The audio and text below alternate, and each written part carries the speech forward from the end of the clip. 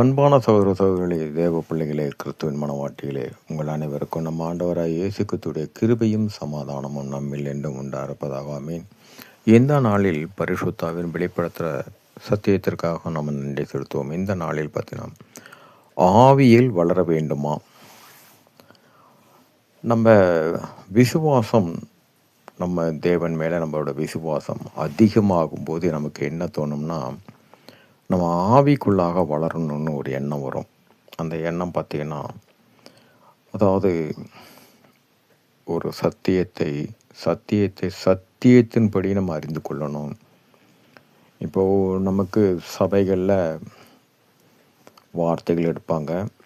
அந்த வார்த்தைகள் பார்த்திங்கன்னா நமக்கு ஒரு முரண்பாடாக தெரியும். ஆனால் நமக்கு உள்ளுக்குள்ளாக தோன்றும்போது பார்த்தீங்கன்னா, இது இல்லை, இதுக்குள்ளே வேற ஒரு சத்தியம் இருக்குது அப்படின்னு பார்த்தீங்கன்னா, இதை யாரிடம் கேட்க மாட்டீங்க. ஆனால் உங்கள் மனசுக்குள்ளேயே ஒரு காரியம் ஓடிக்கிட்டே தான் இருக்கும். இது எப்படியா தெரிந்துக்கணும், இப்போ இதை எப்படியா தெரிந்து கொள்ளணும். அப்போ இதில் நம்ம வளருவதற்கு நமக்குள்ளாக உள்ளார்ந்த ஒரு ஆசை, நம்ம ஆவிக்குள்ளே இன்னும் நம்ம பெருகணும்னு எண்ணம் வரும். இதுக்கு நல்ல விஷயம். இது மெய்யாலும் ஒரு ஆவிக்குள்ளாக நம்முடைய ஆவி தேடுகிற காரியம். இதில் பார்த்தீங்கன்னா, ஆனாலும் கொஞ்ச நேரம் அந்த எண்ணம் இருக்கும். அதுக்கப்புறம் பார்த்தீங்கன்னா, உடனே இந்த உலகப்பூர்வமான சிந்தனைகள் வரும். நம்மளோட உலகப்பூர்வமான காரியம் வரும்போது இந்த எண்ணங்கள் உடனே மாறி போயிடும். அதை மறந்தே போயிடுவோம். இதில் பார்த்திங்கன்னா, நம்ம ஒரு ஆவிக்குள்ளாக வளர்வதற்கு அடிப்படையான காரியம் பார்த்திங்கன்னா, முதலாவது நமக்குள்ளாக ஒரு தீமையான எண்ணங்கள் தோணும். ஒரு டைமில் நம்ம யோசிப்போம், நம்ம ஏன் இப்படிலாம் யோசிக்கிறோம், உலகப்பூர்வமாக நம்ம ஏன் யோசிக்கிறோம், விசுவாசத்துக்கு புறம்பாக நம்ம யோசிக்கிறோமே, இதெல்லாம் கண்டிப்பாக தோணும். மீண்டுமாக நம்ம அந்த காரியத்தை விட்டு வெளியே வரணும்னு பார்ப்போம், ஆனால் முடியாது. இது தாங்க ஒரு சூழ்நிலைன்னு சொல்கிறது. இந்த உலகத்திலேருந்து வர்ற தந்திரமான காரியம் இதுதான், ஒரு சூழ்நிலை. எப்பொழுதோ நடந்து முடிந்த சம்பவத்தை அதை ஞாபகத்தில் கொண்டு நம்ம அந்த ஆவிக்குள்ளே வளரணுன்ற அந்த எண்ணத்தை, அந்த சூழ்நிலைகள் நம்மளை மாற்றும்படியாக வர்ற காரியம். அந்த நிமிஷம் பார்த்தீங்கன்னா, நம்ம எண்ணிக்கொள்ள ஒரே காரியம், இயேசு கிறிஸ்து எனக்குள்ளே தான் இருக்கிறாருன்னு. இந்த வார்த்தையை நம்ம எப்போமெல்லாம் அந்த எண்ணங்கள் தோணுதோ,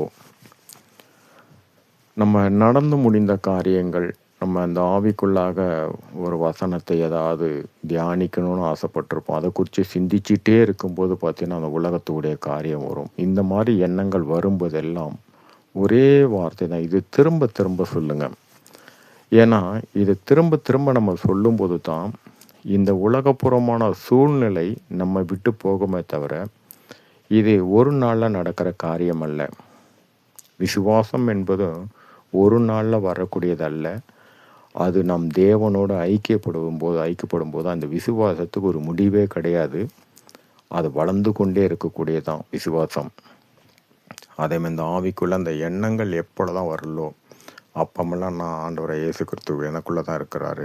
இந்த எண்ணங்கள் நம்ம திரும்ப திரும்ப திரும்ப நம்ம இதை சொல்லும்போது என்ன ஆகும்னா, ஒரு நாள் இந்த சூழ்நிலையான தீமையான அந்த எண்ணங்களை கொண்டு வர்ற இந்த உலகத்துடைய காரியம் சுத்தமாகவே என்ன நடந்தாலும் சரி, நம்ம ஒரு இச்சையான காரியத்தை நாம் பார்க்கும்போதும் சரி, அப்பொழுதும் இயேசு கிறிஸ்து எனக்குள்ளே இருக்கிறார், நான் அவரோடு இருக்கிறேன், இந்த மாதிரி நம்ம அந்த எண்ணங்களை நம்ம திரும்ப மனசுக்குள்ளாக சொல்லும்போது என்ன ஆகும்னா, கண்டிப்பாக இந்த உலகத்தை நாம் மேற்கொள்ள முடியும்.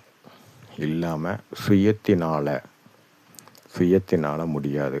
அப்படி இல்லை என்றால் உங்களுக்கு பிடித்தமான ஒரு வசனத்தை, அந்த எண்ணங்கள் மாதிரி வரும்போதெல்லாம் அந்த பிடித்தமான அந்த வசனத்தை நீங்கள் சொல்லி பாருங்கள். இதுதான் நம்ம ஆவிக்குள்ளாக சிறிது சிறிதாக கொண்டு போகும்.